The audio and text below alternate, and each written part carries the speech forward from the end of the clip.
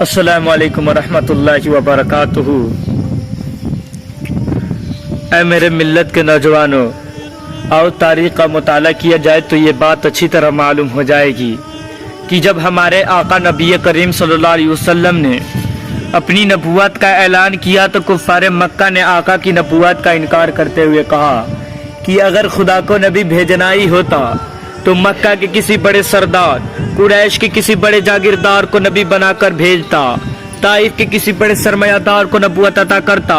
آخر یہ نبی کیسے ہو سکتا ہے جو رہتا ہے خستہ مکان میں، سوتا اور لیٹتا ہے پھٹی ہوئی چادر پر، اور دعویٰ کرتا ہے سارے کائنات کے لیے نبی ہونے کا؟ اس لیے وہ کہتے ہیں کہ اگر یہ نبی ہوتا تو اس کے پاس سونے اور چاندی کے خزانے ہوتے، لال جواہرات کے ڈھیروں عمدہ محلے ہوتے۔ جب کفار کا غرور و تکبر عناد و تعصب حد سے بڑھ گیا تو پھر غیرت خداوندی نے پکار کر کہا کہ میرے محبوب کی نبوت کو سونے اور چاندی کے خزانوں اور لال جواہرات کے ڈھیروں عمدہ محلوں میں تلاش کرنے والوں، اگر میرے نبی کی نبوت کو دیکھنا چاہتے ہو تو کسی یتیم کے ٹوٹے ہوئے دل کو دیکھو، اگر میرے نبی کی نبوت کو دیکھنا چاہتے ہو تو کسی لاچار کے بیٹے کو دیکھو، اگر میرے نبی کی نبوت کو دیکھنا چاہتے ہو تو بے قصور اور بے سہاروں کے قلب و جگر کو دیکھو، اگر میرے نبی کی نبوت کو دیکھنا چاہتے ہو تو عالم کے علم کو دیکھو۔ آخر رفتہ رفتہ زمانے نے کروٹ بدلی تو وہی فقر اور فاقہ اور خستہ حجرے میں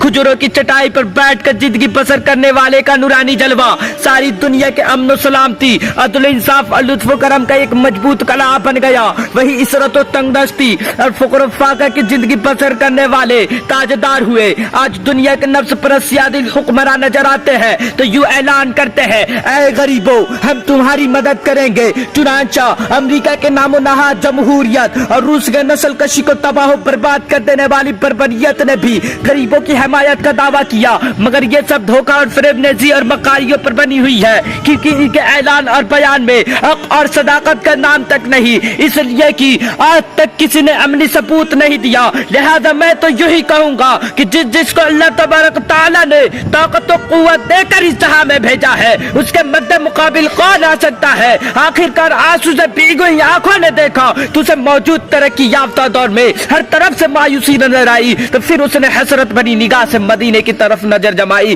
دیکھا کہ سارے کائنات کا ہادی، زمین و آسمان کا مالک، کون و مکان کا شہنشاہ اور عرب و عجم کا تاجدار ایک خستہ حجرے میں کھجوروں کی چٹائی پر بیٹھ کر اور پیٹ پر پتھر باندھ کر یہ دعا کر رہے ہیں، اللہم احیینی مسکینا و امیتنی مسکینا واحشرنی فی زمرۃ المساکین، یعنی اے اللہ مجھے مسکینوں میں زندہ رکھنا اور مسکینوں میں موت عطا کرنا اور کل قیامت کے دن مسکینوں کے گروہ میں اٹھانا۔ میرے ملت کے نوجوانوں، حضرت عائشہ صدیقہ رضی اللہ تعالیٰ عنہا درگاہ مقدس میں عرض کرتی ہیں اور کہا کہ اے میرے آقا، آپ مولائے کل اور شہنشاہ کون و مکان اور محبوب دو جہاں ہو کر ایسی دعا کرتے ہیں، تو پیارے آقا صلی اللہ علیہ وسلم نے ارشاد فرمایا کہ یہ غریب اور مسکین لوگ کل قیامت کے دن امیروں سے 40 برس پہلے جنت میں جائیں گے۔ پھر امام الانبیاء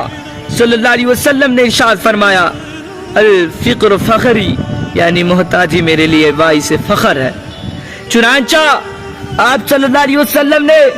فقر و فاقہ کی عملی تصویر دنیا والوں کے سامنے اس طرح پیش کی کہ اگر کوئی غریب امتی 2 دن سے بھوکا ہے تو اپنے آقا کے حیات ظاہرہ کو مطالعہ کر کے خود کو صبر و سکون کا عملی جامہ پہنا کر اپنے قلب و جگر کو معمون کر لے۔ آج کے پرفتن ترقی یافتہ دور میں غریبوں کو نفرت اور حقارت کی نگاہ سے دیکھا جاتا ہے۔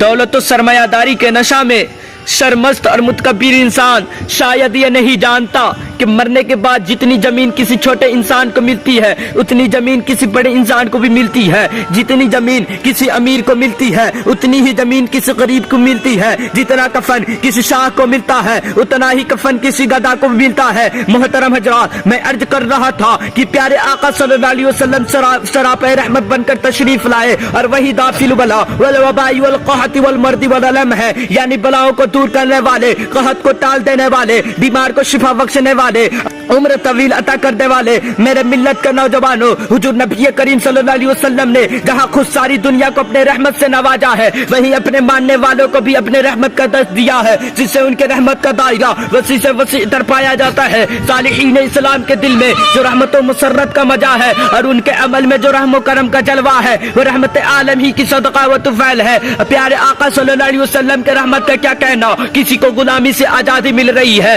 تو کسی کو ایمان کی دولت مل رہی ہے، تو کسی کو تخت و تاج کا مالک بنایا جا رہا ہے، تو کسی کو جنت کے پہاڑوں میں جانے کی خوشخبری دی جا رہی ہے، اور کسی کو باغ فردوس کے اعلیٰ منزل تک اپنے ساتھ رہنے کا وعدہ کیا جا رہا ہے۔ اور دنیا نے دیکھا کہ مکہ کے سرزمین پر حضور نبی کریم صلی اللہ علیہ وسلم نے مکہ کے سرزمین پر چلتے پھرتے مردوں کو زندہ کیا، صرف زندگی ہی نہیں بخشی بلکہ حضرت عمر فاروق رضی اللہ تعالیٰ عنہ کو جلالت، حضرت صدیق اکبر کو صداقت، اور حضرت عثمان غنی کو سخاوت، اور حضرت علی رضی اللہ تعالیٰ عنہ کو شجاعت، اور تمام صحابہ کرام رضی اللہ تعالیٰ عنہ کو صداقت و امامت کا ایک ایسا نمونہ بنا دیا جس کی مثال دنیا پیش نہیں کر سکتی۔